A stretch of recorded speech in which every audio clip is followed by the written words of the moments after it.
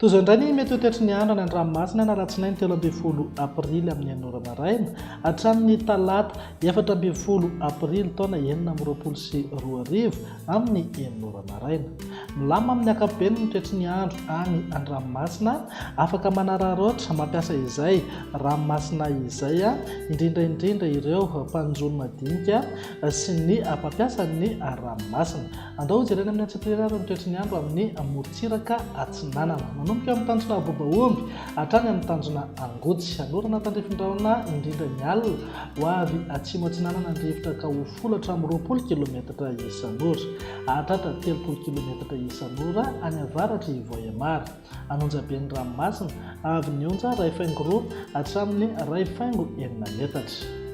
Tanjona angotsy hatrany Mahanoro. Andrahoana mahalana ho avy atsinanana ny rivotra ka ho folatra amin'ny 20 kilometatra isan'ora. Adiny mpanonja ny ranomasina avy ny onja anodidina ny 2 metatra. Mahanoro hatrany Taolagnaro. Andrahoana mitsitokotoko na andrahoana vitsy ho avy avaratra na avaratra atsinanana ny rivotra ka ho folatra amin'ny 20 kilometatra isan'ora, hahatratra 30 kilometatra isan'ora indraindray any atsimony Manakara. Adiny mpanonja na Anonjaben'ny ranomasina avy ny onja 2 metatra hatramin'ny 2 metatra sasany. Taolagnaro hatrany amin'ny tanjona Vohimena.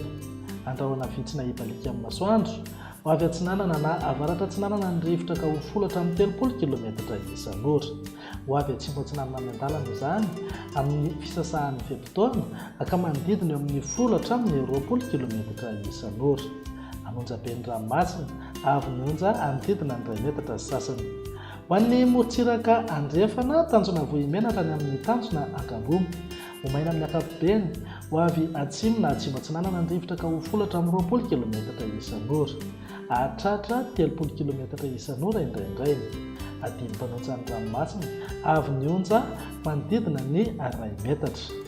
Tanjona Ankabome hatrany amin'ny tanjona Vilanandro. Andrahoana mitsitokotoko ho avy atsimo ny rivotra ka ho folatra amin'ny 20 kilometatra isan'ora. Adiny mpanonja ny ranomasina avy ny onja Antsasametatra hatramin'ny 2 metatra. Tanjona Vilanandro hatrany Analalava.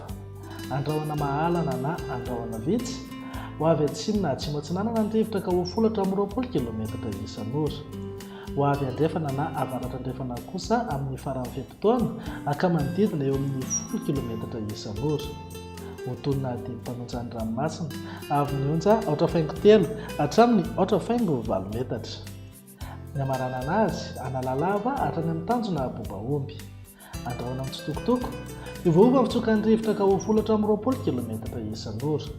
Hotonina adiny mpanonja ny ranomasina avy ny onja ho latsaky ny Antsasametatra, anodidina amin'ny Antsasametatra hatramin'ny 2 metatra kosa rehefa manakaiky ny tanjona Bobaomby.